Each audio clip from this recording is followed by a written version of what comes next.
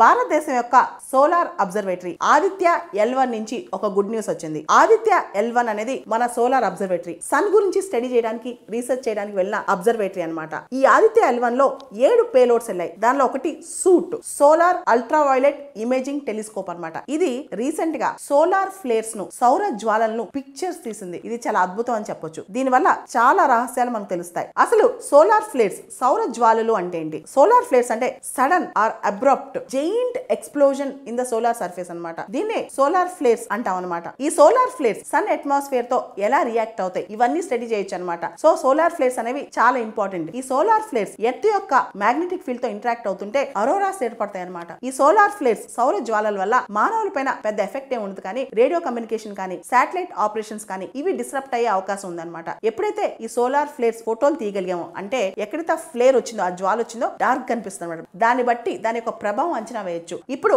Aditya L1 లోని payload ఏదైతే ఉందో సూట్ క్యాప్చర్ చేసిన ఇమేజ్ పేరు X6.3 క్లాస్ సోలార్ ఫ్లేర్. సూర్యుడు లేకపోతే మానవుడికి మనుగడే లేదు. ఈ సూర్యుడి గురించి ప్రోబ్ అనేది చాలా అవసరం. కానీ సూర్యుడి మీదకి వెళ్ళటం మూన్ లాగా చంద్రయాన్ లాగా దాని మీద ల్యాండ్ అవడం కుదరదు. ఎందుకంటే ఏది వెళ్ళినా అక్కడ భగ్నం అయిపోద్ది. కాబట్టి మనం అబ్జర్వేటరీ మాత్రమే పెట్టుకోగలం అనమాట. 2023లో ఇస్రో వాళ్ళు ఆదిత్య L1 లాంచ్ చేశారు. 2024లో ఇది లాగ్రేంజ్ పాయింట్ 1 దగ్గర ఉండి అబ్జర్వ్ చేస్తుంది అనమాట. మనకి అతి దగ్గరలో ఉన్న స్టార్ సూర్యుడైనా సరే సూర్యుడి గురించి చాలా రహస్యాలు మనకు తెలియవు.